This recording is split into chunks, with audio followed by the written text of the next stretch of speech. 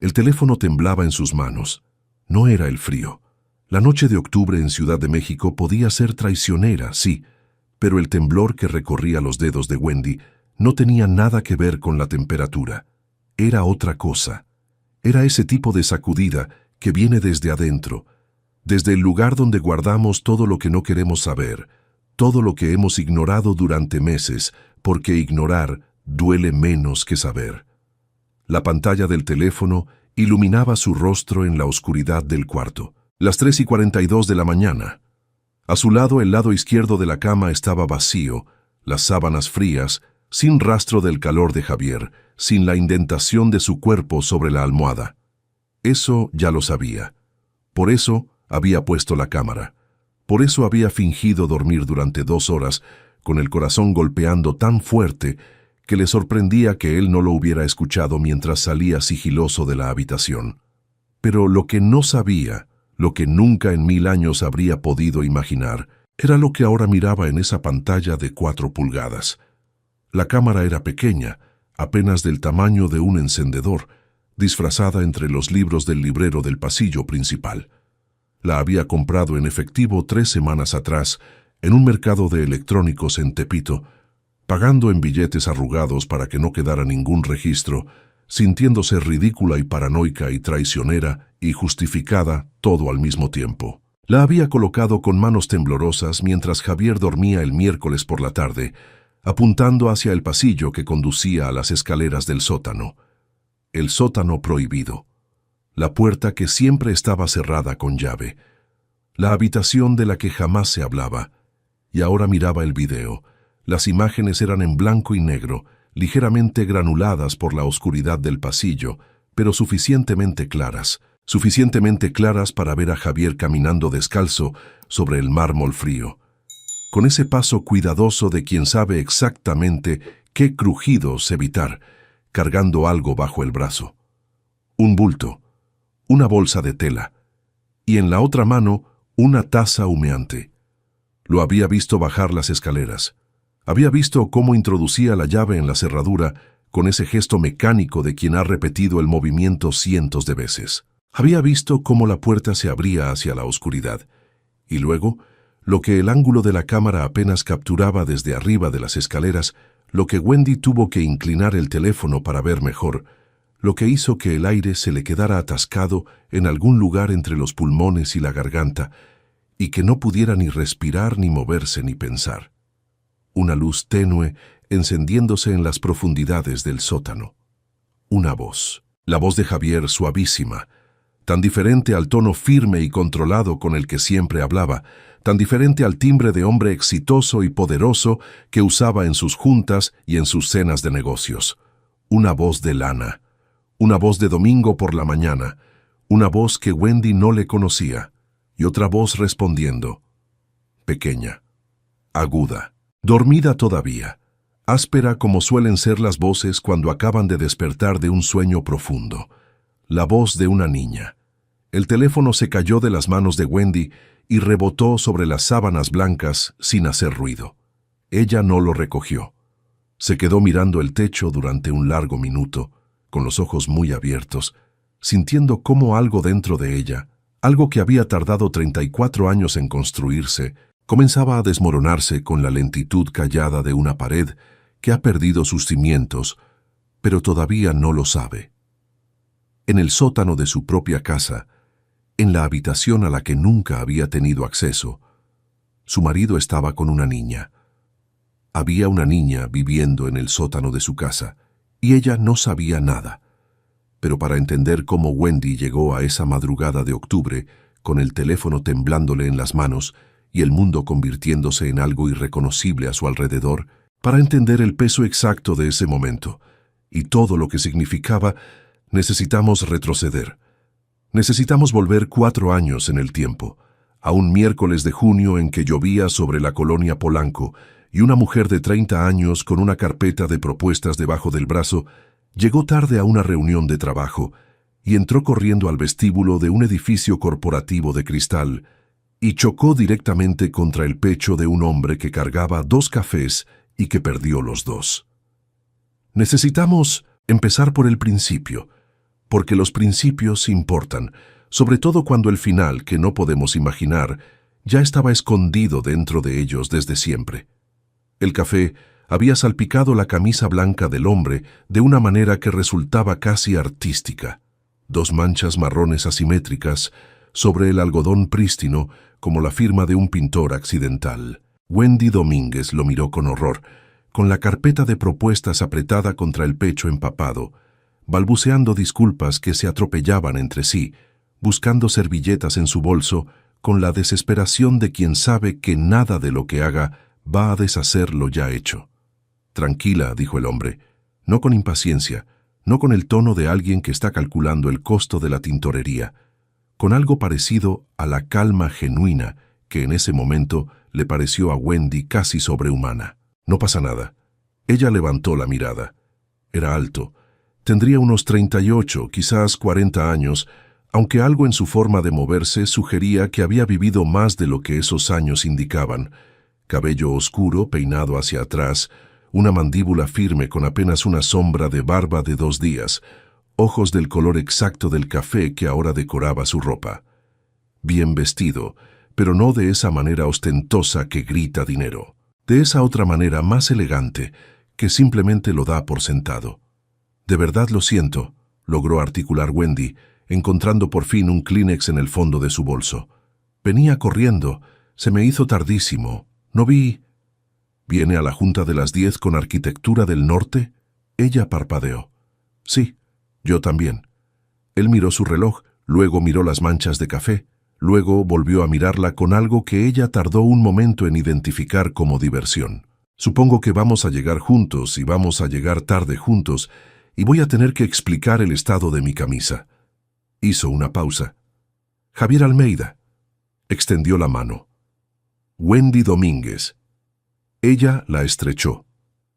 «Directora de diseño en espacios contemporáneos». «El cliente», dijo él simplemente, y Wendy sintió que el estómago le caía hasta algún lugar debajo del piso de mármol del vestíbulo. Pero Javier Almeida se rió, una risa corta, genuina, sin ningún veneno, y dijo: «No se preocupe, el café estaba demasiado caliente de todas formas. Vamos, que ya llegamos tarde los dos». Esa junta duró 3 horas. Wendy la recordaría después no tanto por los planos o las propuestas o los números, sino por la forma en que Javier escuchaba. Había algo en la atención que prestaba, en ese silencio activo de alguien que realmente está absorbiendo lo que se le dice en lugar de simplemente esperando su turno para hablar, que era completamente diferente a todo lo que ella había experimentado en años de reuniones de negocios. Cuando hacía preguntas, eran las preguntas correctas. Cuando señalaba un problema, había ya pensado en 2 posibles soluciones. Era, en la terminología técnica de Wendy, exactamente el tipo de cliente con el que es un placer trabajar. Lo que no podía saber, mientras recogía sus papeles al final de la junta y se decía que había sido un encuentro estrictamente profesional, era que Javier Almeida había estado pensando exactamente lo mismo sobre ella. La llamó 4 días después para hablar del proyecto. La volvió a llamar una semana después para hablar de otras cosas. La invitó a cenar 6 semanas después con la formalidad nerviosa de un hombre que está acostumbrado a cerrar tratos millonarios sin inmutarse, pero que frente a algo verdaderamente importante pierde la compostura. Wendy llegó a esa cena diciéndose que era solo una cena. Se fueron del restaurante a las 2 de la mañana. No era solo una cena. Lo que había entre ellos era de esas cosas que no se explican bien con palabras, que resisten la descripción porque en cuanto intentas atraparlas en una oración, ya están siendo algo más, algo diferente, algo que crece mientras lo miras. Era conversación que se convertía en silencio cómodo, y luego volvía a ser conversación. Era la sensación, rara como un eclipse, de que el otro te está viendo realmente. No la versión pulida que le muestras al mundo, sino algo más verdadero y más frágil. Era reírse de las mismas cosas estúpidas. Era no tener que explicar por qué determinada cosa importa. Wendy había tenido 2 relaciones serias antes. Ninguna había sido mala, exactamente, pero había algo en estar con Javier que hacía que todo lo anterior se sintiera como un borrador. Se casaron 18 meses después, en una ceremonia pequeña en una hacienda en Cuernavaca, con 40 personas que los querían de verdad, y ninguna de las que asistían por compromiso. Wendy llevaba un vestido marfil sin cola y flores silvestres en el pelo, y se acordaría toda su vida de la forma en que Javier la había mirado cuando ella apareció al final del pasillo de piedra, como si acabara de entender algo que había estado buscando sin saber que lo buscaba. La casa era de Javier. La había comprado 5 años antes, cuando su empresa de desarrollo inmobiliario había dado el salto que lo llevó de próspero a verdaderamente rico, una distinción que en la colonia Lomas de Chapultepec tenía consecuencias arquitectónicas concretas. Era una casa grande, demasiado grande para una sola persona, de 3 pisos y 4 recámaras, y una terraza desde la que en los días claros se veía el Ajusco. Javier la había decorado con la seguridad de alguien que sabe lo que le gusta y con la eficiencia de alguien que ha delegado los detalles a personas competentes. El resultado era hermoso y un poco impersonal, como una fotografía de revista que de repente tuviera que volverse un hogar. Wendy lo fue convirtiendo en casa sin que él lo pidiera.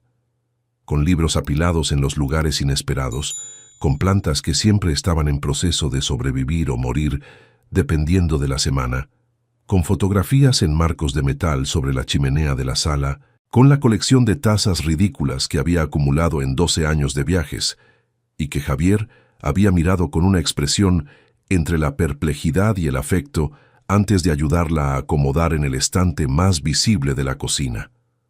Había una sola parte de la casa que permanecía fuera de su alcance: el sótano.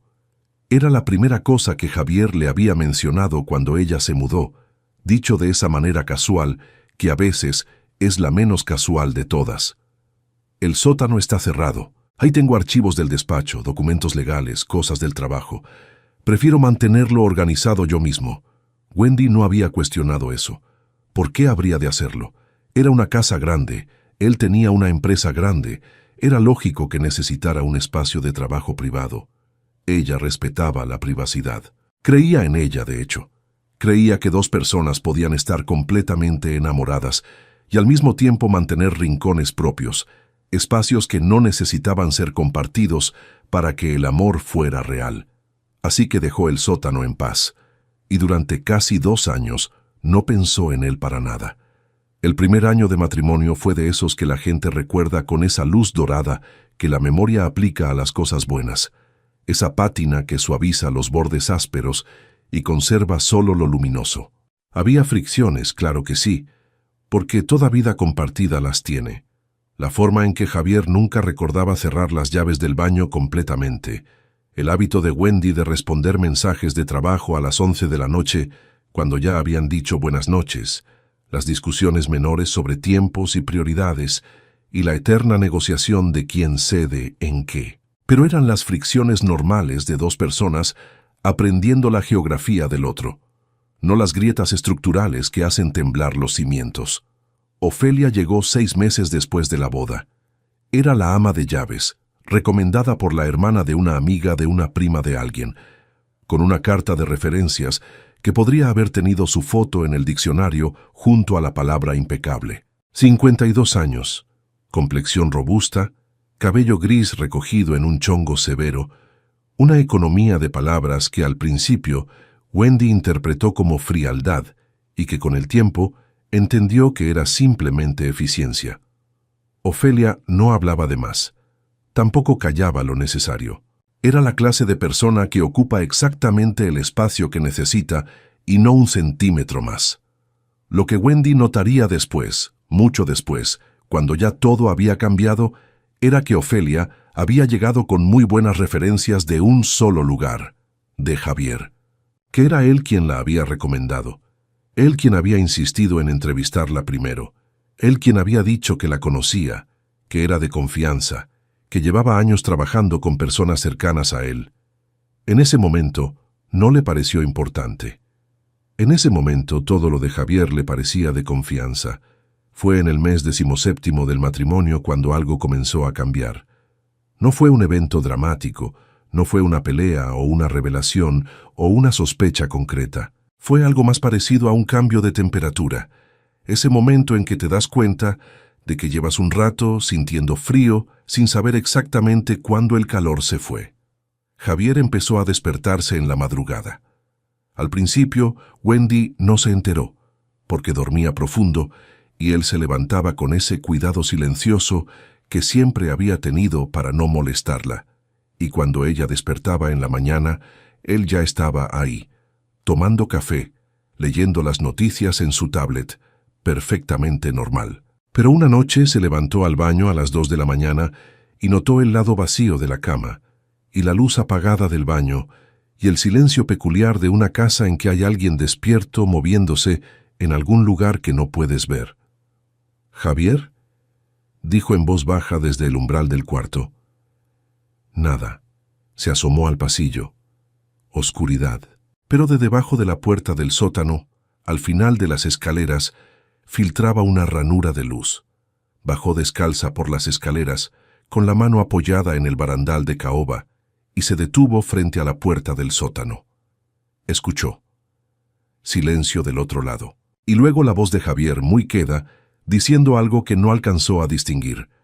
Tocó la puerta. Silencio inmediato. Luego pasos, y la puerta se abrió unos centímetros, con Javier asomándose desde adentro, con una expresión que ella tardó años en poder nombrar correctamente. En ese momento lo llamó sorpresa. Después lo llamaría pánico. «¿Qué haces levantada?», preguntó él. «Desperté y no estabas», dijo ella. «¿Qué estás haciendo?». «Trabajo», respondió él con esa facilidad que tienen las mentiras preparadas. «Tengo unos contratos urgentes para mañana. Ve a dormir, ahorita voy». Wendy lo miró un momento. La puerta estaba abierta, solo los centímetros suficientes para ver su cara, nada más. El interior del sótano, lo poco que alcanzaba a ver por encima de su hombro, era oscuridad. ¿Estabas hablando con alguien? Con nadie. Iba hablando solo, como siempre cuando me concentro. Era verdad que Javier hablaba solo cuando trabajaba. Era uno de esos pequeños hábitos suyos que Wendy había aprendido a querer. Eso era verdad. «Está bien», dijo ella. «No te trasnoches». Subió las escaleras de vuelta, se metió en la cama, se dijo que todo estaba bien, y tardó 40 minutos en volver a dormirse. No le dio importancia, o se obligó a no dársela. A veces esas dos cosas se parecen tanto que es imposible distinguirlas hasta mucho después. Lo que comenzó como una noche ocasional se convirtió a lo largo de los meses siguientes en un patrón. Wendy no llevaba un registro consciente de ello, al menos no al principio. Era más una acumulación de imágenes sueltas, de pequeños momentos que su mente iba archivando sin que ella supiera exactamente por qué. Javier ausente del lado izquierdo de la cama un martes. Luego, un viernes. Luego 2 jueves seguidos. La ranura de luz bajo la puerta del sótano. El sonido apagado de una voz, siempre su voz. Siempre ese tono diferente que ella no podía nombrar, pero que reconocía. La manera en que Ofelia, si Wendy mencionaba que Javier se había levantado en la noche, desviaba la conversación con la eficiencia de alguien que ha practicado el desvío. También estaba lo otro, lo más difícil de sostener, la sensación de que había una parte de Javier que no le pertenecía a ella, que nunca le había pertenecido. No de la manera en que 2 personas casadas se pertenecen, con esa intimidad que incluye las feas y los miedos y las vergüenzas y los secretos pequeños. Había algo en él que permanecía cerrado, algo detrás de sus ojos cuando no sabía que ella lo miraba, algo en la curva de sus hombros cuando pensaba que estaba solo. ¿Lo amaba? Sí, completamente, sin reservas, con la clase de amor que no pide nada prestado. Eso nunca había estado en duda. ¿Lo conocía? Esa pregunta era más complicada, y se iba volviendo más complicada cada noche que él se levantaba a las 2 de la mañana y bajaba al sótano cerrado. Fue su hermano Ulises quien lo dijo en voz alta primero. Ulises era 4 años menor que Wendy, delgado y ruidoso, y con una incapacidad crónica para filtrar lo que pensaba antes de decirlo, que en otras personas habría sido un defecto, y en él era de alguna manera parte de su encanto. Era diseñador gráfico, y vivía en la colonia Roma y llamaba a Wendy todos los domingos, con la puntualidad religiosa de sus rituales, para hablar de cualquier cosa y de nada, y mantenerse al tanto el uno del otro, como habían hecho toda la vida. Ese domingo de marzo, Wendy le contó lo del sótano sin haberlo planeado. Lo contó de la manera en que a veces cuentas las cosas que no sabes que necesitas contar, como cuando abres una llave que creías cerrada y no puedes detener el agua que sale. Hubo silencio del otro lado de la línea. Luego, ¿y tú nunca has bajado? Siempre está con llave. ¿Has pedido una copia? No. Una pausa. Nunca se me ocurrió pedírsela como tal. Él dijo que era para sus cosas del trabajo. «Gwen», dijo Ulises con esa cadencia particular que usaba cuando estaba siendo deliberadamente cuidadoso. «¿Tú realmente crees que es trabajo lo que hace ahí abajo a las 2 de la mañana?» Wendy no respondió de inmediato. «No sé», dijo al fin. «Entonces, ¿qué crees que es?» «No sé, Ulises. ¿Has pensado en...?» Él se detuvo, eligiendo las palabras. «¿En averiguarlo de otra manera?» «¿Cómo?» «No sé. ¿Una cámara?» Wendy sintió un movimiento extraño en el pecho, algo entre el rechazo y el reconocimiento, como cuando alguien nombra algo que lleva semanas pensando sin admitirlo. «Eso sería espiarlo». «Sí», dijo Ulises. «Lo sería». «No puedo hacer eso. Es mi marido». «Sí, y vive en tu casa, y hay algo en el sótano de tu casa de lo que él no te ha hablado en casi 2 años de matrimonio». Más silencio. «No sé si quiero saber», dijo Wendy finalmente, en voz tan baja que casi no se escuchaba. «Eso también es una respuesta», dijo Ulises con gentileza. «Pero tarde o temprano vas a tener que tomar esa decisión». Colgaron 20 minutos después, hablando de otras cosas, de su trabajo y de una exposición que él había ido a ver y de los planes para el cumpleaños de su madre. Pero las palabras de Ulises se quedaron en algún lugar de Wendy, instalándose con esa permanencia silenciosa de las cosas que son verdad aunque no queramos que lo sean. Tarde o temprano vas a tener que tomar esa decisión. Lo siguiente que pasó aceleró esa decisión. Fue un viernes por la tarde, 3 semanas después de esa llamada. Wendy llegó a casa antes de lo esperado, cancelada una reunión de último momento, y entró por la puerta trasera como a veces hacía cuando venía del jardín. Cruzó la cocina hacia el pasillo y escuchó voces, la de Ofelia y la de alguien más, alguien cuya voz no reconoció de inmediato y que duró apenas unos segundos antes de que Ofelia dijera algo en voz muy baja y luego silencio. Wendy se asomó al pasillo. Ofelia estaba sola. O eso era lo que la escena sugería. Estaba sola, de pie junto a la puerta del sótano con las manos juntas frente a sí, y cuando vio a Wendy su cara hizo ese movimiento breve pero inconfundible de quien acaba de reordenar su expresión. «Señora Wendy», dijo, «no la esperaba tan temprano. Cancelaron una junta. ¿Con quién hablabas?» Una fracción de segundo. Apenas perceptible. «Con nadie, señora. Iba hablando sola. A veces hago eso». Era exactamente lo mismo que Javier le había dicho en la madrugada 9 meses atrás. Las mismas palabras, el mismo tono. Wendy miró la puerta del sótano, luego miró a Ofelia. «Está bien», dijo, y subió a la recámara, y cerró la puerta. Y se sentó en el borde de la cama con las manos apoyadas en las rodillas, y supo, con esa certeza fría y absoluta que aparece cuando ya no hay más espacio para la duda, que necesitaba saber qué había en ese sótano. Esa noche, en la cena, Javier estaba como siempre, atento, presente, haciendo preguntas sobre su día con el interés genuino que era una de las cosas que más amaba de él. Sirvió el vino.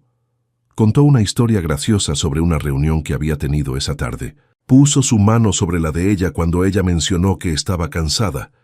Completamente normal, completamente él, y Wendy sonrió y respondió y estuvo presente en la conversación, y al mismo tiempo había una parte de ella que estaba ya en otro lugar, ya tomando la decisión, ya pensando en cómo y cuándo.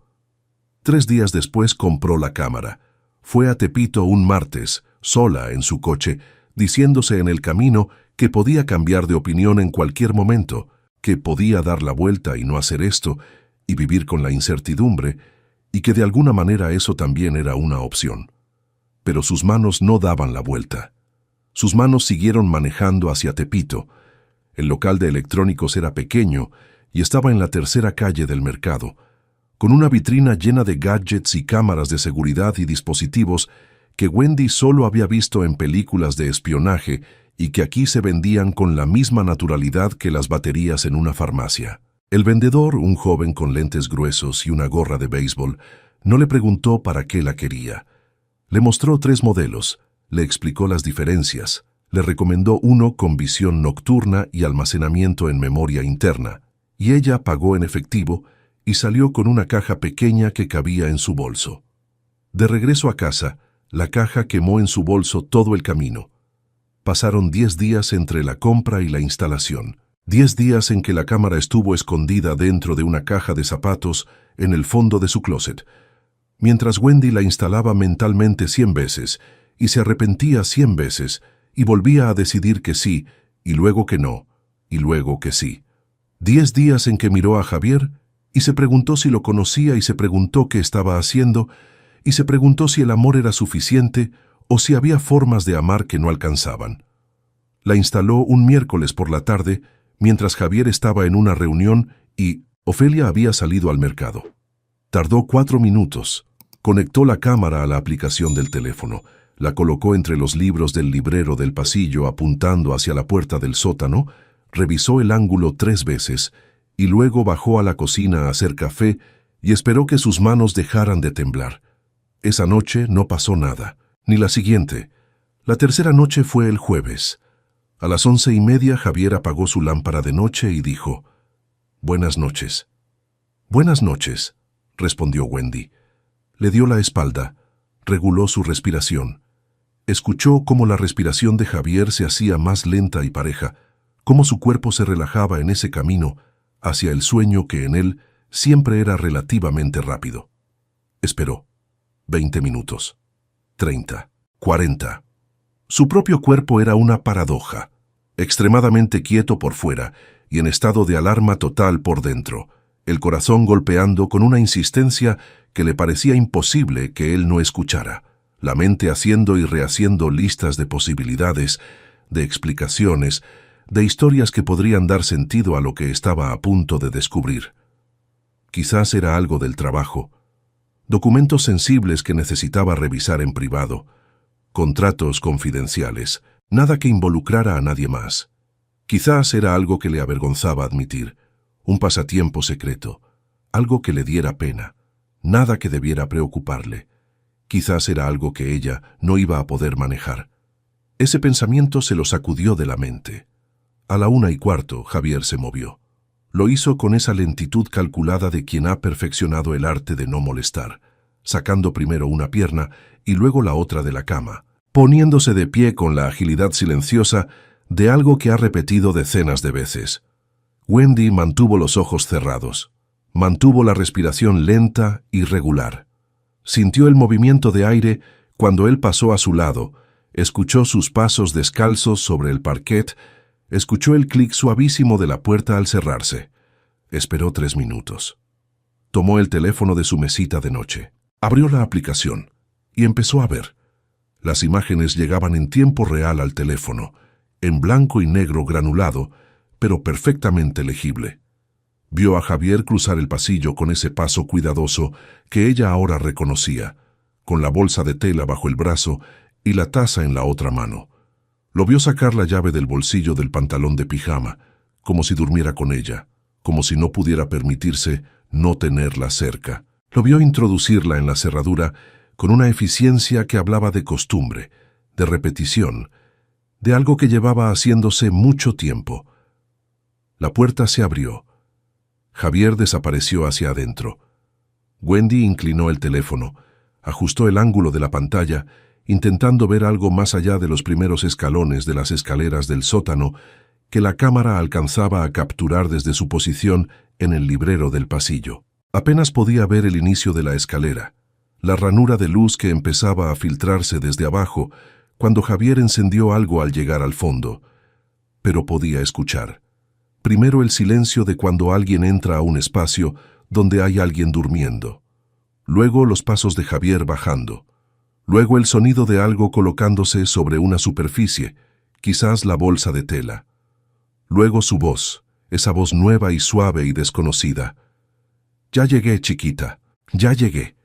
Y luego, después de un momento que a Wendy le duró años, esa otra voz, pequeña, pastosa de sueño, una voz que antes de decir nada con sentido, solo emitió ese sonido que hacen los niños muy pequeños cuando despiertan y reconocen una presencia amada, un murmullo contento, un sonido de estar a salvo. ¿Me trajiste la leche? Te traje la leche y también te traje un cuento. ¿Cuál quieres? El de la luna. El de la luna está bien. Wendy soltó el teléfono. Se quedó mirando el techo durante 72 segundos exactos, que contó sin querer, en ese estado de shock que no es dramatismo, sino literalmente la mente detenida mientras procesa algo que no puede procesar. 72 segundos con los ojos abiertos y el pecho inmóvil, y el mundo siendo algo completamente diferente a lo que había sido hacía 3 minutos. Luego tomó el teléfono otra vez. La voz de Javier llegaba clara, leyendo algo que sonaba como un cuento de niños, y la voz de la niña interrumpía a veces con preguntas, y había entre las dos voces una familiaridad, una comodidad, una historia compartida que no se construye en días ni en semanas. Una niña, en su sótano. Había una niña viviendo en el sótano de su casa. Wendy se levantó de la cama, se puso las pantuflas, salió del cuarto al pasillo, bajó las escaleras, se detuvo frente a la puerta del sótano. Las voces llegaban claras desde adentro. Javier leyendo, la niña escuchando. Un mundo completo al que Wendy no había sido invitada. Sus manos encontraron el picaporte. Empujó. La puerta estaba sin llave. Se abrió. Lo que estaba al pie de las escaleras del sótano de su casa no era lo que ninguna parte de su imaginación había construido en los últimos meses. No era un archivo de documentos legales. No era una oficina secreta. No era nada de lo que la mente de Wendy, corriendo por los carriles oscuros de la sospecha, había llegado a imaginar en sus peores momentos. Era un cuarto.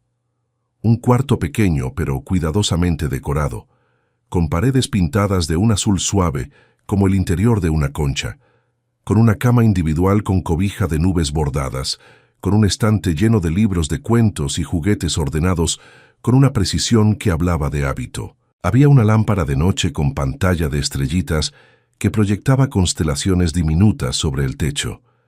Había un dibujo pegado con diurex sobre la pared, hecho con crayones, que mostraba lo que podría ser un sol o podría ser una flor, con la ambigüedad gloriosa del arte de alguien muy pequeño. Y en la cama, con la cobija de nubes subida hasta la barbilla y los ojos medio abiertos por la luz que entraba de la escalera, había una niña. Tendría 4 años, quizás 5. Cabello oscuro y rizado, aplastado contra la almohada, nariz pequeña y redonda, ojos del color exacto del café, los ojos de Javier. Javier estaba sentado en el borde de la cama, con el libro todavía abierto en las manos. Cuando escuchó los pasos en la escalera, levantó la vista, y cuando vio a Wendy en el umbral, su cara hizo algo que ella nunca le había visto hacer antes. Se desmoronó.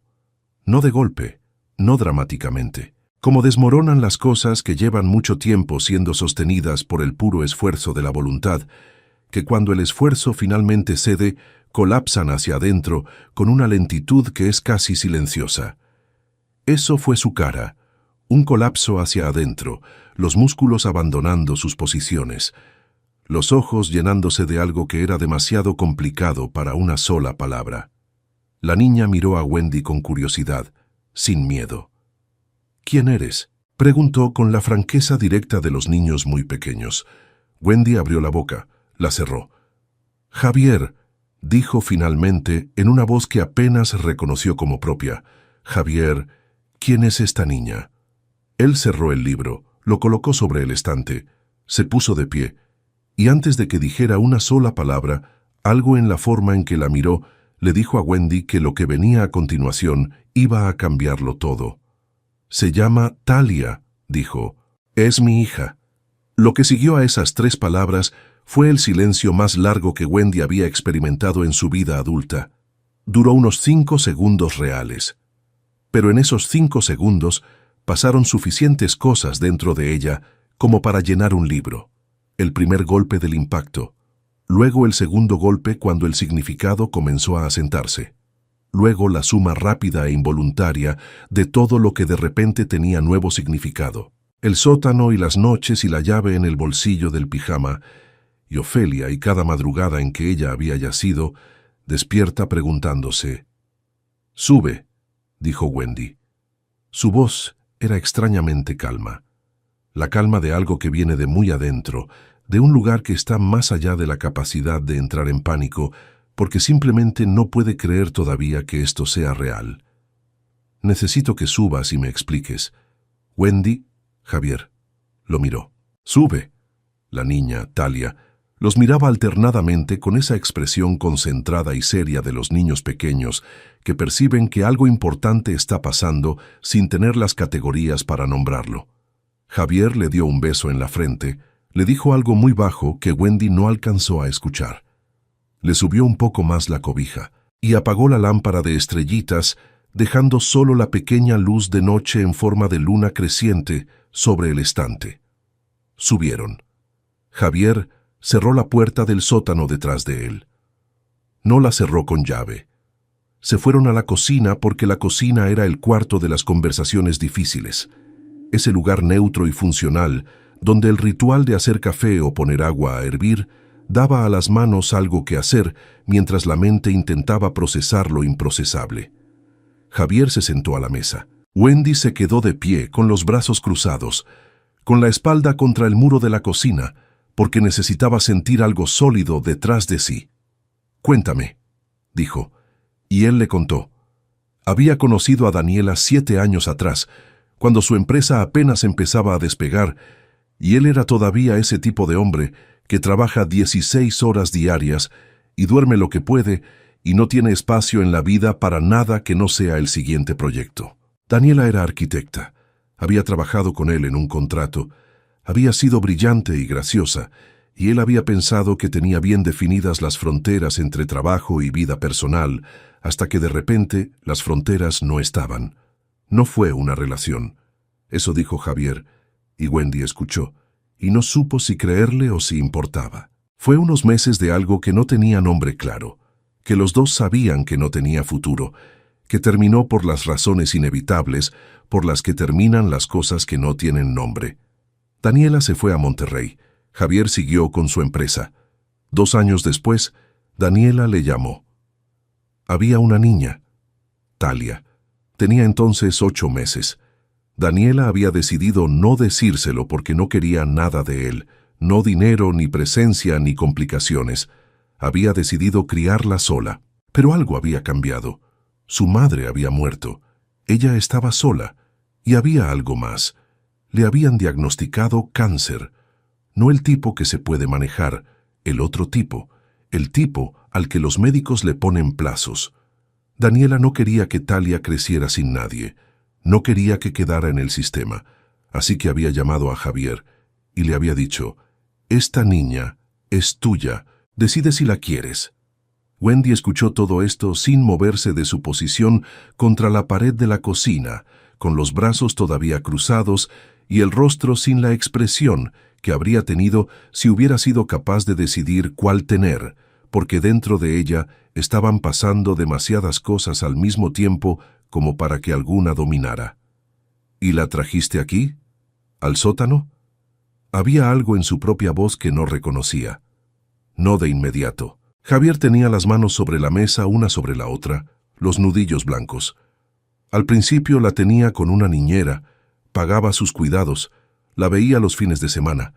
Pero Daniela murió en diciembre, hace 2 años, y la niñera se detuvo. ¿Qué pasó con la niñera? Tuvo que irse a cuidar a su madre enferma. Fue de repente. Y yo... Una pausa larga. Wendy, llevábamos 6 meses casados. No sabía cómo decírtelo. No sabía por dónde empezar. Así que la traje aquí mientras pensaba cómo decírtelo. Mientras pensabas cómo decírtelo, repitió Wendy, con una lentitud que no era lentitud sino precisión. Javier. Han pasado 2 años. El silencio que siguió era de los que tienen peso. Lo sé, dijo él. 2 años.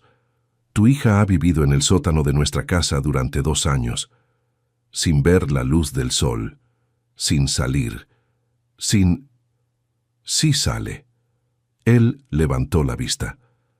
Sale todas las mañanas cuando tú estás en el trabajo. Ofelia la lleva al parque. Sale todos los días, yo me aseguro de eso. Ofelia. Ella lo sabe desde el principio. Ella la cuida cuando yo no estoy. Wendy pensó en Ofelia, en la expresión reordenada cuando la encontró junto a la puerta del sótano, en la frase que había repetido como un eco de Javier, iba hablando sola, en los años de silencio cómplice. ¿Cuántas personas más lo saben? Solo Ofelia. ¿Tu familia? Nadie. ¿Nadie? ¿Tienes una hija de casi 4 años y nadie en tu familia? 4. Corrección suave. Cumple 4 en enero. Wendy se separó de la pared. Caminó hasta la ventana de la cocina que daba al jardín oscuro. Se quedó mirando afuera, hacia la nada, hacia el reflejo de la cocina en el vidrio. Y dentro de ese reflejo el reflejo de ella y el reflejo de él, sentado a la mesa y el espacio entre los dos. ¿Por qué? Preguntó finalmente. No una acusación, una pregunta genuina. ¿Por qué no me lo dijiste? Javier tardó en responder. Cuando lo hizo, su voz tenía una textura diferente, más porosa, como si las palabras costaran más. Porque cuando me llamó Daniela, yo ya te amaba. Ya sabía que ibas a ser la persona con quien quería estar. Y me dije que si te lo contaba, si llegaba a nuestra historia cargando esto, quizás no querrías quedarte. Quizás era demasiado. ¿Y entonces decidiste mentirme? Decidí ganar tiempo. Durante 2 años. Sí. Wendy se volvió hacia él. ¿La quieres? ¿Atalia?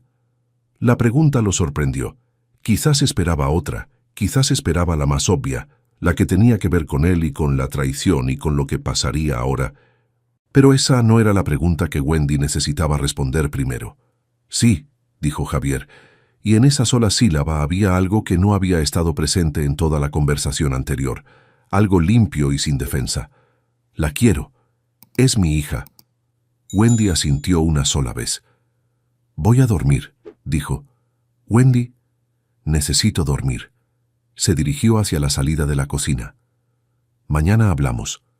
Subió las escaleras, entró a la recámara, se acostó en la cama todavía con la ropa que traía puesta, y no durmió. Estuvo mirando el techo de su cuarto durante el resto de la noche, escuchando los sonidos de la casa, los pasos de Javier volviendo al sótano, el silencio de las 4 de la mañana, los primeros sonidos del amanecer llegando por la ventana. Y pensó en la niña de ojos color café y cabello rizado que dormía en el cuarto azul del sótano, rodeada de libros de cuentos y una lámpara de estrellitas. Pensó en lo que significaba haber crecido en esa media oscuridad, saliendo solo cuando la señora de la casa no estaba, existiendo como un secreto.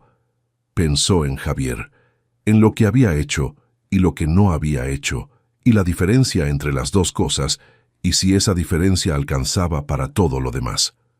Pensó en su hermano Ulises diciéndole, tarde o temprano vas a tener que tomar esa decisión. Y pensó en que Ulises no sabía que habría 2 decisiones, no una. 2. La primera, ¿qué hacer con la traición? La segunda, ¿qué hacer con la niña? Y supo que aunque fueran imposibles de separar, tendrían que trabajarse de manera distinta. Los 3 días siguientes fueron los más extraños de la vida de Wendy. Javier se instaló en una de las recámaras de huéspedes sin que nadie se lo pidiera. Simplemente lo hizo, con la discreción de quien entiende que necesita dar espacio. Ofelia seguía su rutina exacta, haciendo el desayuno y limpiando y cuidando la casa, con esa eficiencia sin grietas. Excepto que ahora los 3 sabían que los 3 sabían, y eso hacía que el silencio entre ellos fuera de un tipo distinto. Wendy fue a trabajar el primer día, el segundo y el tercero, porque el trabajo era el único lugar donde podía seguir siendo la misma versión de sí misma que había existido antes del miércoles en la noche, donde nadie sabía lo que sabía y nadie la miraba con esa mezcla de pena y expectativa y compasión que habría en los ojos de cualquier persona a quien se lo contara. Llamó a Ulises el segundo día. «Encontré lo que había en el sótano», dijo. Se lo contó todo. Ulises escuchó sin interrumpir, que era inusual en él, y cuando ella terminó hubo un silencio considerablemente más largo de lo que era característico en sus conversaciones. «Gwen», dijo finalmente, «dime, ¿cómo estás tú?» «No sé. ¿Qué sientes?» «Demasiadas cosas al mismo tiempo». «¿Lo amas todavía?» Wendy pensó en eso. Lo pensó de verdad, sin la respuesta rápida y defensiva que podría haber dado. «Sí», dijo. «Eso es lo más complicado». «¿Qué sí? ¿Y qué vas a hacer?» «Todavía no lo sé, pero hay una niña, Ulises. Hay una niña de 4 años que vive en el sótano de mi casa». «Lo sé. Y esa niña...» Wendy se detuvo. Tragó. «Esa niña no tiene la culpa de nada». «No», confirmó Ulises. «No tiene ninguna culpa». El tercer día Wendy tomó su café de la mañana y bajó al sótano. Eran las 9 de la mañana. Javier ya había salido a una reunión.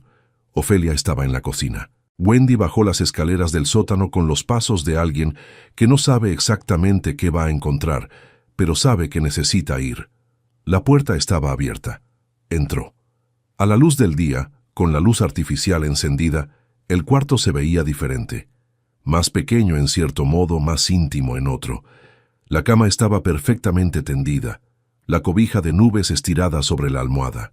Los libros del estante estaban acomodados con la irregularidad de los que se usan de verdad, algunos torcidos, algunos con la esquina doblada. Había un caballito de plástico naranja en el piso junto a la cama, y un par de zapatos de niña color rojo, y sobre la mesita de noche una taza con el logo de una rana sonriente. Talia no estaba. Ofelia ya la había llevado al parque. Wendy se quedó en el umbral del cuarto un momento. Luego entró. Se sentó en el borde de la cama, sobre la cobija de nubes. Tomó uno de los libros del estante. El Principito, con la cubierta desgastada de las manos pequeñas que lo habían sostenido muchas veces. Lo abrió al azar. Una ilustración del Principito de pie sobre su pequeño planeta, mirando el amanecer.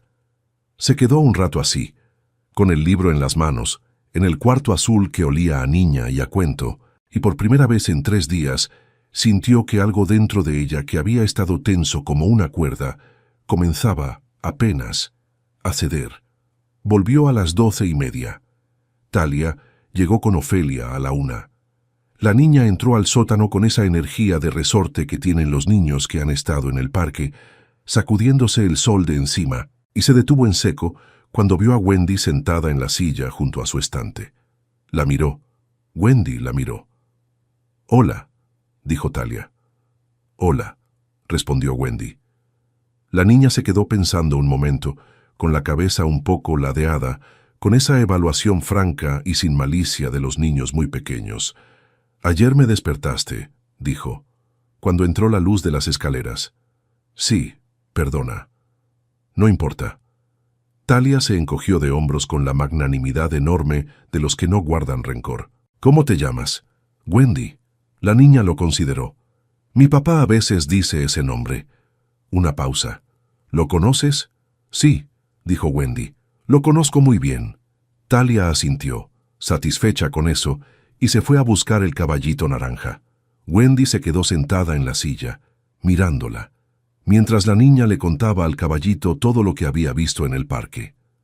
La conversación con Javier llegó 4 días después, no la que habían tenido en la cocina en la madrugada, que había sido más un interrogatorio y un desahogo que una conversación real.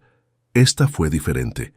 Fue en la sala, en la tarde, con el sol poniéndose sobre la Ciudad de México y tiñendo las ventanas de aquel color ambiguo entre el naranja y el rosa que los atardeceres de noviembre tienen en las alturas. Wendy habló primero. «Lo que hiciste estuvo mal. No el haberte acostado con alguien antes de que nos conociéramos. Eso no te lo reprocho. Lo que hiciste mal fue mentirme. Mentirme durante 2 años sobre algo que vivía en mi propia casa. Hacerme convivir con un secreto sin saber que lo estaba haciendo. Eso estuvo mal. Sí, dijo Javier, y Ofelia. Que Ofelia supiera y yo no. Eso es una cosa que va a tomarme tiempo perdonar. Lo entiendo. No sé si puedo perdonarlo. Todavía no sé eso. Pero voy a intentarlo porque te amo y porque creo que merece intentarse. Javier no dijo nada. Hay cosas que no tienen respuesta verbal, que solo se reciben. Talia no puede seguir viviendo en el sótano, continuó Wendy. Eso tampoco es discutible. Esa niña necesita una habitación de verdad, con ventanas, y necesita ir a la escuela y tener amigos y salir al mundo más de 1 hora al día. Y necesita saber quién es y de dónde viene, y que no tiene que ser un secreto. Estoy de acuerdo, dijo Javier. Tu familia no sabe. Mi familia no sabe. Entonces tienen que saber. Una pausa. Y la mía también. Y vamos a tener que explicar muchas cosas a muchas personas. Sí. ¿Estás dispuesto a hacer eso? Llevo 2 años sin hacerlo por cobardía. Javier la miró. Pero sí, estoy dispuesto. Wendy asintió. Una cosa más. Dime. La niña no sabe que no soy su mamá. No biológicamente. Tarde o temprano va a entenderlo. Cuando llegue ese momento, nadie le va a mentir. Se le va a decir la verdad sobre quién era su madre, sobre todo. ¿De acuerdo? ¿De acuerdo de verdad? ¿No de acuerdo porque en este momento necesitas que llegue a un arreglo contigo? Javier la miró un momento largo antes de responder. De acuerdo de verdad, dijo. Talia merece la verdad. Merece más de lo que le he dado. Esa noche durmieron en el mismo cuarto por primera vez en 4 días. No hablaron. No hicieron nada dramático ni reconciliatorio. Solo estuvieron en la oscuridad del cuarto que habían compartido durante 2 años, cada uno en su lado de la cama, con el espacio entre ellos que ahora tenía un peso distinto, un peso que era real y reconocido en lugar de invisible y sepultado. Era un principio diferente, pero era un principio. Lo que siguió no fue sencillo. Wendy no recordaría ese periodo con la luz dorada que la memoria aplica a las cosas buenas, porque no fue una cosa buena en el sentido de que las cosas sean buenas cuando son fáciles y claras y sin costo. Fue una cosa verdadera, que es diferente, y las cosas verdaderas se compran con esfuerzo y con tiempo, y con la voluntad de seguir adelante, incluso cuando no estás segura de a dónde estás yendo.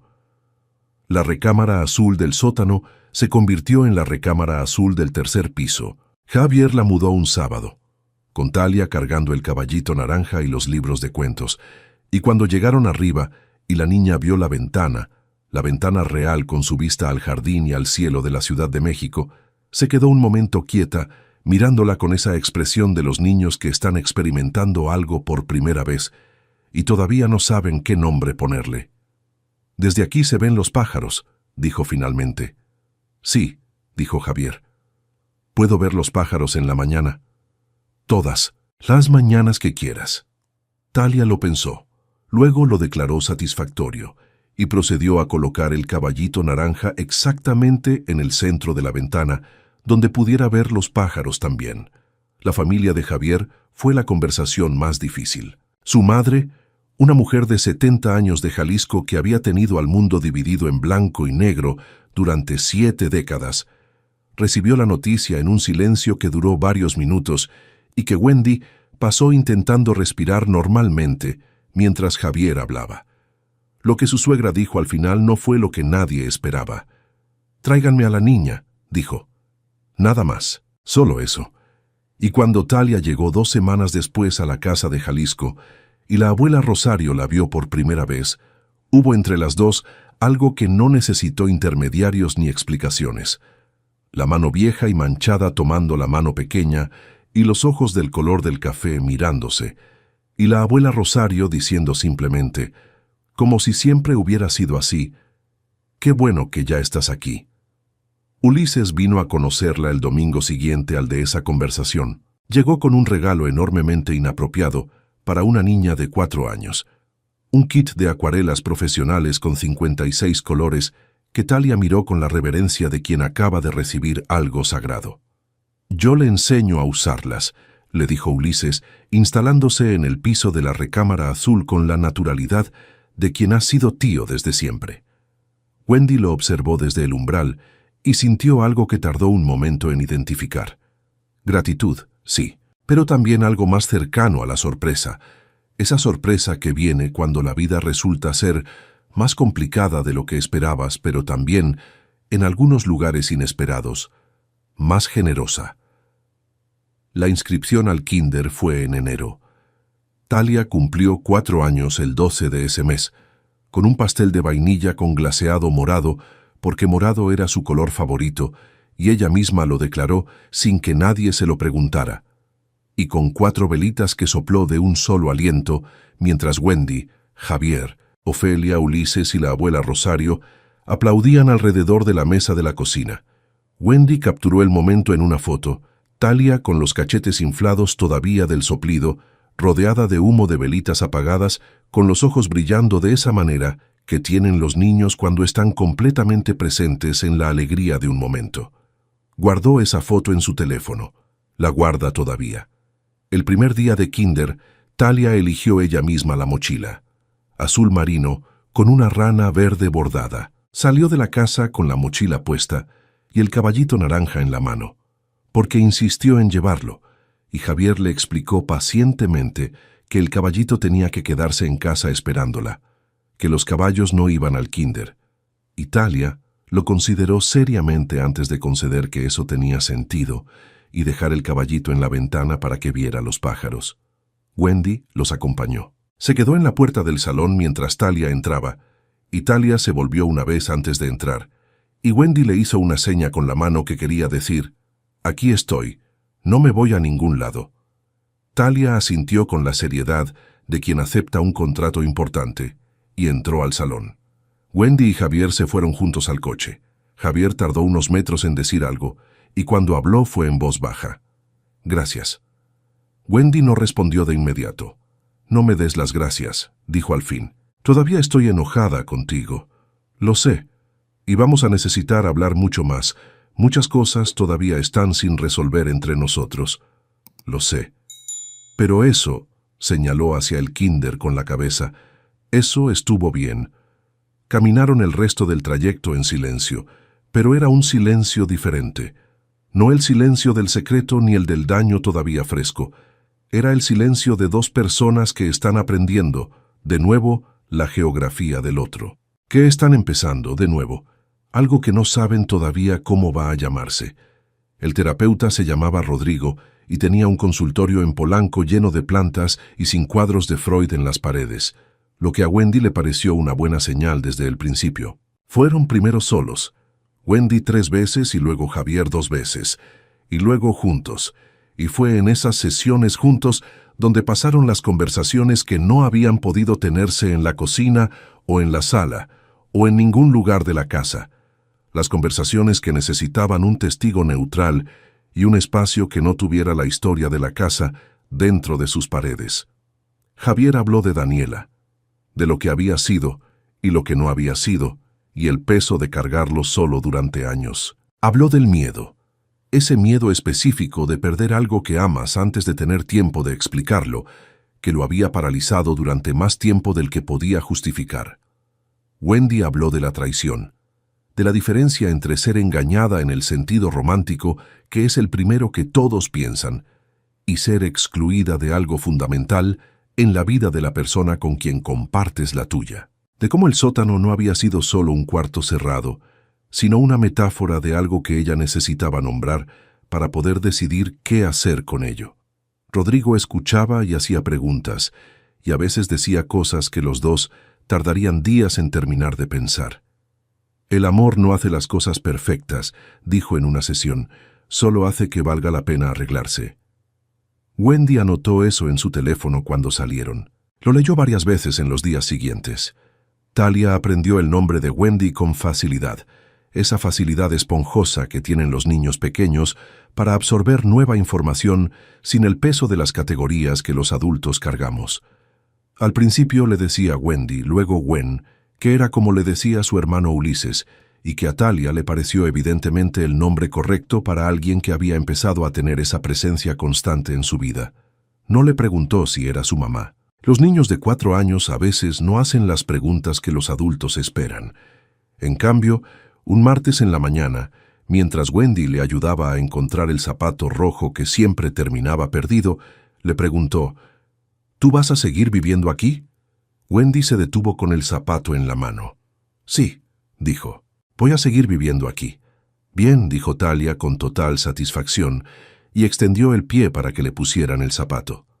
Así de simple, así de complicado, porque para Wendy, responder esa pregunta había sido también respondérsela a sí misma de una manera que los meses de terapia y conversación y trabajo y enojo y dolor y amor habían estado construyendo sin que ella supiera exactamente cuándo habían terminado de construirla. Sí. Iba a seguir viviendo ahí, no porque el daño no existiera, no porque todo estuviera resuelto o porque las cosas estuvieran de vuelta donde habían estado, sino porque la vida que quería construir estaba ahí, con toda su complejidad y sus grietas y las personas que eran parte de ella. Javier, que había hecho algo imperdonable y que estaba haciendo el trabajo diario de merecer que ella lo intentara perdonar. Talia, que no tenía culpa de nada, y que había aparecido en su vida como aparecen las cosas que no esperabas, y que sin embargo, cuando llegaron, resultaron ser exactamente lo que necesitabas, aunque nunca habrías podido decirlo antes de que llegaran. Ofelia, que había cometido la lealtad equivocada, pero que también, en la quietud de un día ordinario, había cuidado a una niña que no tenía a nadie. Ulises, que llamaba los domingos. La abuela Rosario, que había tomado la mano pequeña de Talia sin pedir instrucciones. Rodrigo con su consultorio de plantas. La ciudad afuera, con su caos y su belleza, y su capacidad de seguir siendo ella misma al margen de lo que pasara en cada casa particular. La vida, que nunca es la que planeamos, y que a veces en los momentos más inesperados resulta ser más grande que lo que nos habíamos permitido imaginar. 1 año y 4 meses después de esa noche de octubre, con el teléfono en la mano y el mundo volviéndose algo irreconocible, Wendy estaba en el jardín de su casa con una taza de café y el sonido de Talia, corriendo por el pasto detrás de un perro que todavía no era completamente de la familia, pero que claramente pensaba que sí. El perro era un labrador color miel que Ulises había aparecido con él un domingo, con la expresión culpable de quien sabe lo que está haciendo, pero no puede evitarlo. Talia lo había nombrado Cometa en el acto, con la autoridad de quien sabe que no hay apelación posible en estas materias, y así Cometa había pasado a ser parte del inventario de la casa, con la misma inevitabilidad con que Talia misma lo había hecho. Javier salió al jardín con su propio café y se sentó en la silla junto a la de Wendy. Lo miraron un momento en silencio. Talia persiguiendo a Cometa o siendo perseguida por él, las dos cosas alternándose en ciclos de 10 segundos, con ese reír de niña que es el sonido más parecido al movimiento perpetuo que existe. «Mañana tiene dentista», dijo Wendy. «Lo sé, lo agendé yo. A las 4». «Bien». Silencio. El silencio de la tarde, de la ciudad amortiguada por el jardín, de 2 tazas de café y un perro y una niña corriendo. «¿Cómo estás?», preguntó Javier. Wendy pensó en la pregunta. La consideró de verdad. «Bien», dijo. «Estoy bien». No era la respuesta completa. La respuesta completa era más larga y más complicada, y tenía todavía partes que no terminaban de asentarse, y capas de cosas que estaban siendo procesadas en el territorio largo del tiempo. Pero dentro de eso, dentro de toda esa complejidad, la cosa que era verdad en ese momento era: estaba bien. Estaba en su jardín con el sol de la tarde y el café caliente y el sonido de la risa de Talia, y la presencia de Javier a su lado. Y todo eso junto sumaba algo que, con todas sus grietas y sus historias y sus costos, ella reconocía como suyo. «Yo también», dijo Javier. Talia los vio desde el jardín y corrió hacia ellos con Cometa a la zaga. Subió de un salto al regazo de Wendy sin pedir permiso, que era su costumbre, y señaló al perro que llegaba a sus pies. «Cometa me atrapó». Creí que tú lo estabas atrapando a él, dijo Wendy. Los dos nos atrapamos. Wendy la miró. Esos ojos color café, ese cabello rizado que en 1 año y 4 meses había aprendido a peinar con más o menos éxito. Esa energía de resorte que hacía que el silencio de la casa, cuando Talia no estaba, tuviera un peso diferente. Los dos se atraparon, repitió, en voz baja, más para sí misma que para nadie. Talia ya había saltado del regazo y volvía a correr. Cometa la seguía. El jardín seguía siendo jardín, y la tarde seguía siendo tarde, y la ciudad seguía siendo ciudad. Y Wendy tomó su café y miró a su familia, y pensó que hay verdades que no se eligen exactamente, sino que se van encontrando, que se van construyendo en el espacio entre lo que esperabas y lo que llegó. En el territorio difícil y luminoso de seguir adelante cuando todo ha cambiado, y lo que tienes frente a ti ya no es lo que planeaste, pero es, de alguna manera que no habrías sabido nombrar antes, exactamente suficiente. Cometa ladró. Talia se rió. El sol siguió poniéndose sobre la Ciudad de México, tiñendo las ventanas de ese color entre naranja y rosa que los atardeceres de noviembre tienen en las alturas, y la vida, con toda su complejidad y sus grietas y sus sorpresas y sus costos, siguió siendo vida.